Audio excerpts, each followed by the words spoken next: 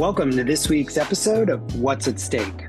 We're your hosts, Bryan DeAngelis, a partner here at Penta. And I'm Ylan, Managing Director at Penta's DC office. And we're here today with our fellow Penta DC senior partner, Stacy Kerr, to talk about yet another twist in this unpredictable 2024 election cycle. Just a couple of days ago, President Joe Biden stepped out of the race, and we're recording this the day after his Oval Office speech explaining that decision. Vice President Harris has now stepped forward. She's clinched enough delegates to secure Democratic nomination.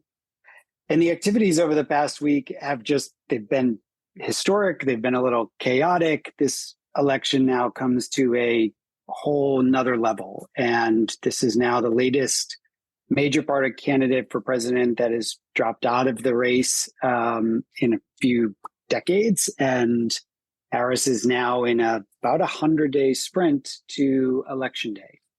So I think we wanted to gather here today because everyone's sort of wondering, what does this mean from the race? Where do we go from here? What should we expect from a vice president who naturally her own policies took a back seat to Joe Biden's over the past 4 years? So Stacy, you're following this stuff closely. You've been involved in Democratic politics for years. We've worked together on a lot of things. So excited to have you on the show. Yeah, thank you. Thanks for just a good threesome for this discussion.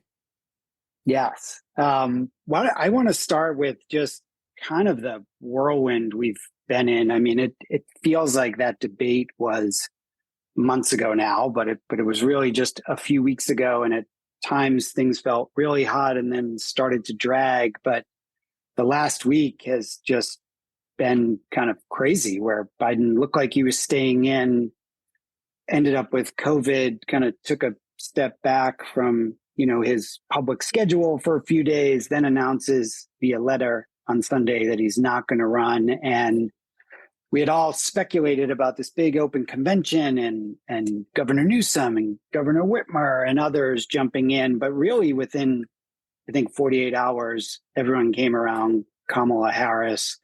She's basically secured the nomination. What's your thoughts on all of this? Where does all this energy come from? How was she able to do this kind of so quickly? And I guess the $1 million question is, will it last all the way to November? Yeah, well, I think if we look back and when history looks back on this, we were all living sort of the hour by hour. Will he, won't he? Looks like he's going. Now it looks like he's digging in. And of course, for us inside the Beltway, as we say, there was a ton of that roller coaster. The fact is, I think when history looks back at this, the first hour into that debate, performance started to feel inevitable. Right. No one's going to ever walk out of a single performance and say, well, that's it, I'm hanging it up. But really, what we've just gone through since, the 27th of June, I think, as you say, 1 month ago, was really just a path to an inevitable departure of a sitting president. I think, some remarkable discipline with the Harris team in being able to not be positioning. Right. They didn't have the luxury of positioning as some of the other governors that you mentioned, Bryan, did. So which makes, to your point, Bryan, I think the sort of remarkable, whatever side you sit on, the remarkable nature of the last 72 hours, from Sunday to $120 million in fundraising, locking up the delegates for the nomination and keeping others out of the race. And then I would say two other very important, a clear process on how she will pick a vice presidential candidate, which will be a huge part of the administration. And we can get into that. And really, she turned her focus right to Trump, right? We saw her on the stump, and so how much of that was being planned? How much of that was, they were in a tough spot. So to come out and execute that way, I think a lot of people, again, would say maybe she even impressed people more than she has as a vice president, coming out strong. And I think that's going to put her electorally and, from a insider sort of energizing the party, as you say, in about as good of position as she could be in. I think there's some real questions, that maybe people will ask about whether whether our system and all of the disruption in our world and even in our country is really, should people be picking presidents a year and a half before? It feels like a lot has changed when Right. It's a fair point. 14 million people voted for Joe Biden. No question. Nobody's denying that, right? But it feels like the world changed a lot. And, so the inevitability from it wasn't just one performance. I think it was that debate was a culmination of maybe saying the thing out loud that everybody had been sort of holding their breath on quietly. But no doubt a pretty remarkable positioning out of the gate for Harris, which really puts her in a position to what we're going to talk about today. And that is, she's a week into this and she gets to start to lay out an agenda. She gets to start to define her campaign. That is just a feat in modern politics. That is a feat regardless of the circumstances. So they do deserve credit for, for acting so quickly and to really put together a full campaign that I think people are pretty quickly, as we said, falling in line and having confidence in.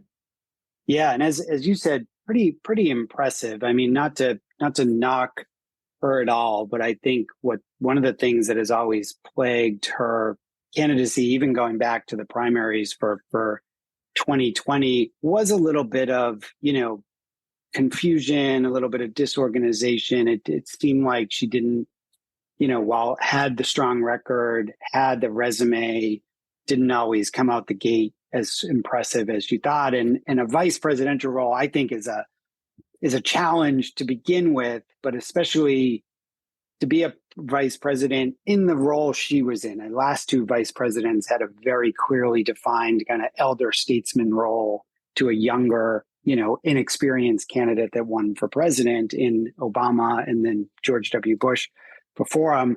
This was flipped where you had the experienced president and more of the younger generation. So hard for her to carve out a role. But now it kind of opens the question to what you said. What can she do in the next 100 days to really define not only the campaign, but what her agenda will look like, how she will govern, et cetera? I'll say one other point, and I'm dying to hear from Ylan as to whether or not she's glad she's still a reporter or not, having gone through all of that. That would be some wild times. But just on this point, before we turn to the agenda on impressive campaigns, it should be noted we saw an incredibly impressive month for the Republicans in the Trump campaign. In my opinion. People know my background, but if you're a watcher of politics, a very effective convention that showed a lot of unity. That was an open question, right? So pulling that off is no easy feat. I think in those weeks following the debate, a remarkably disciplined President Trump, right? I don't think anybody had seen that level of discipline in a candidate, and sort of there was enough focus on Biden. He didn't need to say anything. That folks are pretty surprised by that. That seems to be taking a different turn now, and a fairly effective build up and rollout of a vice presidential pick in JD Vance. So really, if you're just watching campaigns and sort of a mano a mano of the campaign setup, both are very well positioned, really maximized what they had been given, right? Trump had been given this convention following that debate performance and an up in the air of who his candidate would be. And they really had some things that political campaigns in the future will mimic, will look to. So really, really some impressive science and, mechanics of campaigns on both sides, which gets us to a point where I think in a week or two, we're not going to be able to believe that this wasn't the campaign as it was set up on both sides. Yeah, it seems to me that there is an incredible amount of unity within both parties at the moment, that there is a rallying around former President Trump amongst the Republicans, as he has made it through both personal and political peril, right? So there's we haven't even mentioned an assassination attempt in all of this. Personal remarkable show of strength, and absolutely. So there's a rallying around their candidate, and that Democrats now have a reason to feel more energized with the unity we've seen around Vice President Harris. And so I think that the stakes of the campaign and the stakes of this race are now clear for both parties. And I guess what I'm wondering is, as she embarks on this 100-day sprint toward November, how far and how much leeway does she feel she has to be able to stray from what has been, anticipated to be a Biden 2.0 agenda, right? Yeah. I know that previously she had been seen as more progressive than President Biden. She had previously supported things like broad expansion of Medicare. She had previously supported things like a financial transaction tax, was more aggressive on where she believed tax rates should be in terms of increasing them on corporations and on the wealthy. Is she going to stay more toward the center, or does she feel like she wants to carve out her own identity and her own policy agenda? And does she even have time to do that? Does she even have a choice, right? Is that fully her choice to make? Surely every candidate, positions to their Biden was I think, widely perceived moderate candidate, pretty quickly took a turn to progressive in governing, right? So I think you're right, Ylan, it is the question. And I think an important part to remember in answering that is a 100-day campaign is very different than the first 100 days in office. Right. So, I think there is a potential, and we should be prepared that there's only so much we will know. We will see how she will position in a campaign, but I'm not sure if I were advising her, and I'm not sure we're going to see a really strong forecast to what an actual administration agenda will be. So I would caution people from reading too much into what you might hear and see in this 100-day sprint to win might be very different than the way that she will govern, right? What is required to get elected in this environment might be just different. What you're doing to both govern, to keep the economy in Democrats' eyes going, in many people's eyes, get it stronger, right? Especially consumers, and we'll talk about that, regular Americans. I think that is, and your first 100 days into that, and you're starting to look at a second term. So there's a lot of pressures on the campaign that I would be careful. And I've talked to clients about, let's not read too much into the immediacy of this. There's a lot that we're going to learn as this unfolds. Should she win, and should she? But clearly, you're no doubt we're gonna start to see some signs of what you talked about, Ylan. Yeah. In many ways, I don't think the fundamentals of the campaign have shifted. Right. We said this a year ago. This was not going to be a campaign of ideas, a campaign about the future of the country in the sense of vision. It was very much going to be, when it was Biden Trump, about age, about criminality, about scandal. And I think you saw this last night. President Biden teed it up nicely. They're going to frame this still as a choice between unity and division, between, hope and, fear, between, violence and a vision for the future.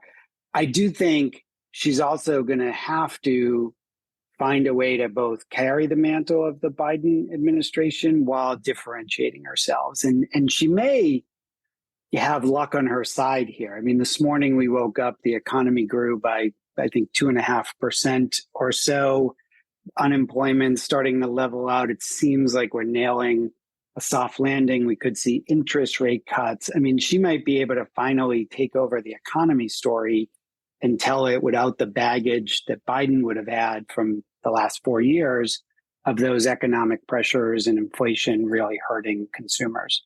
I'm curious, Ylan, talking about the economy, Bryan, you're exactly right. And I'm curious, Ylan, from your days at CNBC and at the Washington Post, if you were, and you covered the economy, right? You covered business. If you were covering this, it feels to me like there's two stories on the economy. There's the what you just outlined, Bryan, which is a very business focused, right? The business indicators that are needed to maintain, and certainly consumers feel that.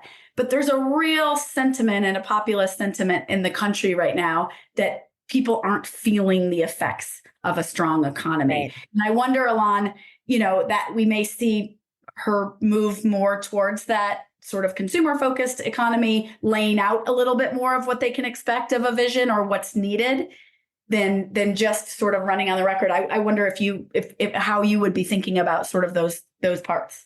Yeah, so there's a couple of thoughts that I have there, Stacy. One of which is she's already said, maybe a way that she is both trying to carry the mantle as well as differentiate from President Biden, that one pillar of her agenda is going to be a renewed focus on what Democrats call the care economy.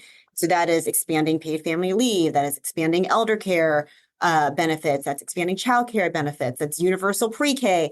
And that's going to cost $2 trillion, right? In order to make all of that happen at a time when we see the deficit running at over $1 trillion a year, right? So I think that in, the first half of President Biden's administration, when he had a little bit more political capital, a little bit more room to run, he was able to face those types of policies. He tried.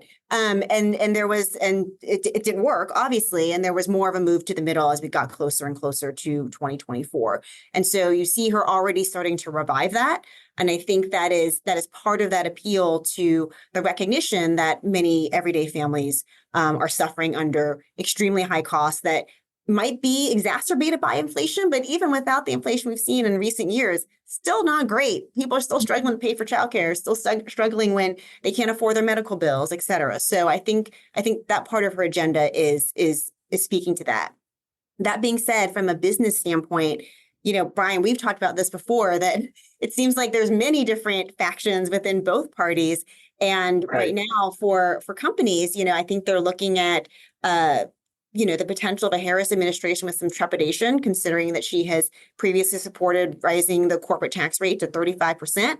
So that could be potentially a little scary. But on the other hand, you have Republicans talking about blanket tariffs on all imports. And so maybe businesses are stuck between a rock and a hard place right now and trying to pick their poison, to use lots of metaphors. Right. And it's a bit of known knowns and then known unknowns, right? So they understood, and we've been talking about this all year, what a Biden 2.0 administration would look like. They sort of have a good sense of what a Trump 2.0 administration would look like. And there'll be tweaks around the edges, but tax reform, other major issues that we're going to deal with in 2025, it's pretty clear how some of those chess pieces would lay out on the board. I think, candidly, both with the J.D. Vance pick, which is a much more populist wing of the Trump or Republican Party, and now Harris, potentially that's a new administration with a potential 8 years. We could see a real reshaping of regulators, of how we're approaching issues like tax reform. And I think this has a lot of our clients starting to dig in and wonder, okay, we've got to understand both sides really well now. What could come next for us? I was talking to one of our clients this morning, actually, about, who would fill out the cabinet positions within an administration. And, there's always a lot of focus on who's going to be Treasury Secretary, who's going to be Secretary of State. Commerce Secretary traditionally has not been one of the more powerful roles in an administration. But in this case, that position is going to be really important because that's the position that the tariffs run through, right? They're responsible for putting together the reports and sort of making the case for why tariffs should be imposed on imports. And so I think that position is going to hold a lot more power than we've historically seen. And, I don't know that anyone started the cocktail conversation of who's going to sit in that chair. And the person sitting be a big debate. now is on the list to be vice president. Right? So to your point, it's a position that's certainly rising. Yes, and it begs the question. I'm probably in slightly different circles, maybe with a few too many crypto clients, but that's the question around the SEC of, what's going to happen? Will there be a change either way? You're seeing, I don't think it's really become a voting issue yet, but you're seeing all this talk about Trump embracing crypto. Will Kamala embrace it? She's getting advice from Mark Cuban and others. And it's starting to make that industry feel hopeful that there will be someone more maybe pragmatic and open to some of what the industry is doing in the SEC chair. But we've got a long way to go there. And, Kamala is still pretty progressive and may need some progressive parts of the Democratic Party and the Warren wing and others to carry her over the finish line in November. So what will that look like? What truce will lead to what an administration could look like on that side. And of course, the makeup of Congress. I mean, that's going to be a big, open question as to whether or not I think a lot of people feel, Democrats feel relief that now the House and the Senate are back in play. Certainly greater chances now for the House to swing Democratic. And that will no doubt have a factor on how she will govern and what that agenda is. As a strategist, do you want early wins and what's possible with that makeup? We touched on a couple of industries, and one thing that I think is will be really interesting to watch also is that we've seen over the last, certainly probably with Biden administration and even back into the Trump administration, you guys just mentioned a couple of industries that you're watching that have sort of always had clear advantage or disadvantage with a Republican or a Democratic administration. There's really been some shifts in industries like healthcare, tech, where there's actually been some bipartisan agreement on regulation or, legislation.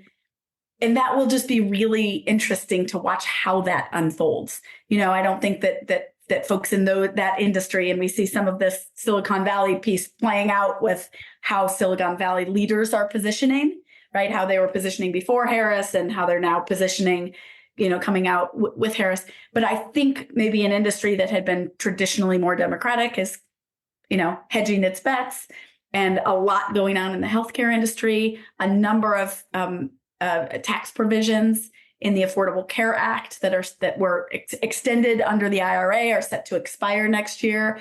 No doubt folks in the healthcare industry are watching that very closely as to both who takes office, but also who is appointed to these cabinet secretary positions that have a lot of say over how those really, really big, huge parts of the economy will get, kind of done in the next 12 months.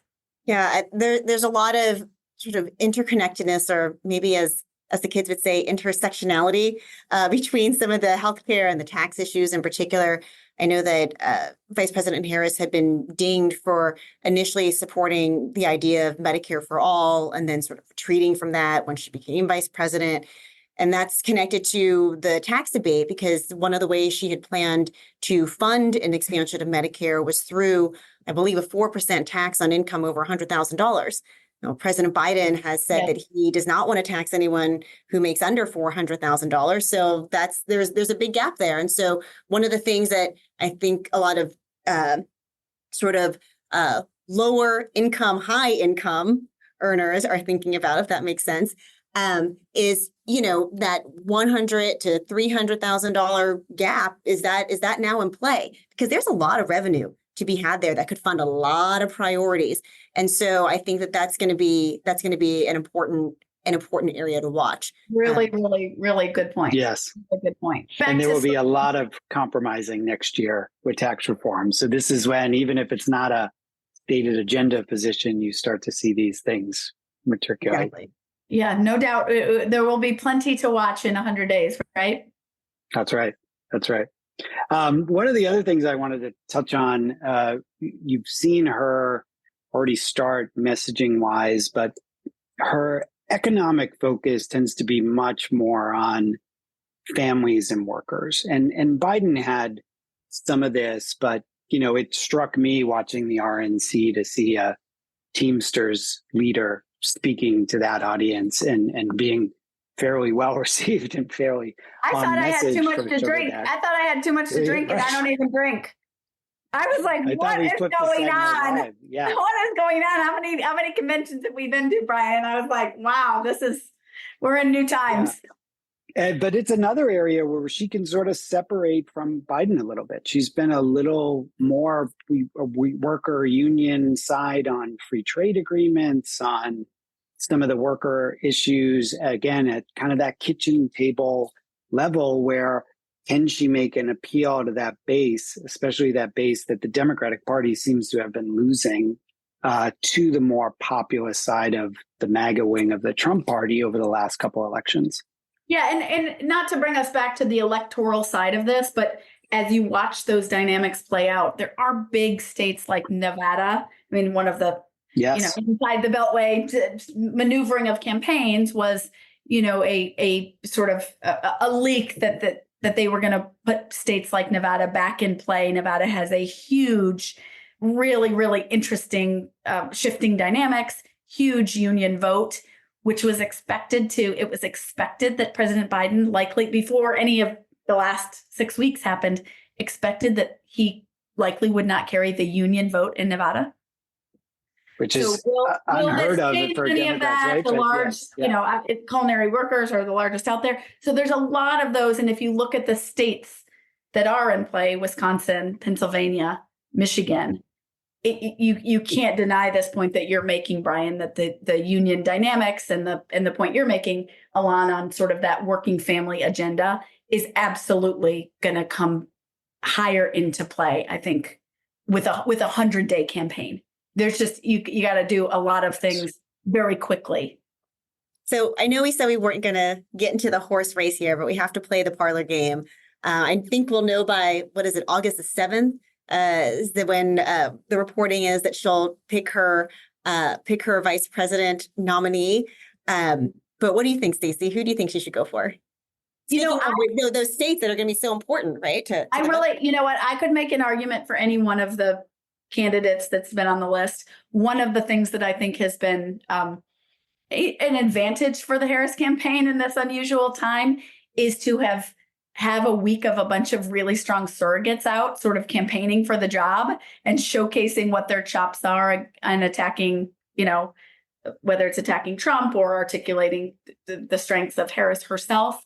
But a lot of really, I don't think people have seen that from the Democratic Party, that sort of, universal attacking and some really pretty clear language in attacking. So I think she's got a great pick. If I were advising her, and from where I sat in the years of politics, I would honestly say, go spend a day with each of these people and figure out who you can partner with the best. That's the most important thing. You can make a case that Shapiro gets you Pennsylvania. You can make a case for any of these. I think the biggest thing, and I think voters will feel it. I really do. I think a true partnership, much like the one that Obama and Biden sort of articulated and in early years ran on, nothing that we saw obviously with Trump and Pence, and really not something that was a hallmark of the Biden-Harris administration. Right. I think it's sort of like the work that we do with CEOs now, right? Like your deputies, your CEO, your business line leaders. You really, really care in disruptive times who your business line leaders are. Those are like your day in, day out partners. Right. I think it's like actually more important than just picking somebody that's going to go off. I'm not impressed with the way that the Biden campaign or the Biden administration used the role of the vice presidency. I think there's been a lot said on that. I don't need to contribute to it. And I think there's a lot of room for true partnership that really meets sort of the moment we're in, not the electoral moment, but just we even saw it with President Biden. A big case against President Biden running was bringing peace in the world, America's role to bring peace in the world, uniting our country, and full-time campaigning. Those are full-time jobs, all three of them. And I think you need somebody in a vice president who can really take on a big piece of the big challenges that we have. I won't disagree with any of that, but I'll say what maybe I'm buying into some of the momentum from this week, but I do feel like Biden's map was shrinking and shrinking over the last few months. We were really down to the blue wall, and you saw, Trump and Vance starting to campaign in states that looked like they were going to try to run up the score a little bit. I think that dynamic shifts, and I do think Kamala, she's doing an event later this weekend, I think, in Georgia. She's going to try to make that competitive again. I think, you start to look at VPs from North Carolina, from Arizona, from some other places. I'm a little old school in the sense that I think the VPs should be able to carry their state or a couple states for you. And so if you start to think about that, I think we see people like Cooper, Kelly, some others rise up that list. Could also be the true partners. I think Kelly and Harris had a great relationship in the Senate and have known each other for a while, where you might get both and you might be able to really make the Republicans compete for some of these states. Yeah, Ylan, what about you? I asked the question because I don't have an answer, Stacy. No, I do Being not an know. unbiased observer is the best kind of observer to be. The only prognostication I'll make is that we can probably safely rule out Gavin Newsom. So 2 Californians, I don't think are going to be on the ticket. And several candidates have taken themselves off. I think the Harris campaign made a very, a smart move this week in announcing that they were looking at a number of admirals. I don't think that's the direction that she's going to go. I think she'll choose somebody who has governing experience and can bring some of that working class, relevancy into this expedited campaigan. But smart to have considered everything, and that's what presidents do, right? Consider all of their options. So yes.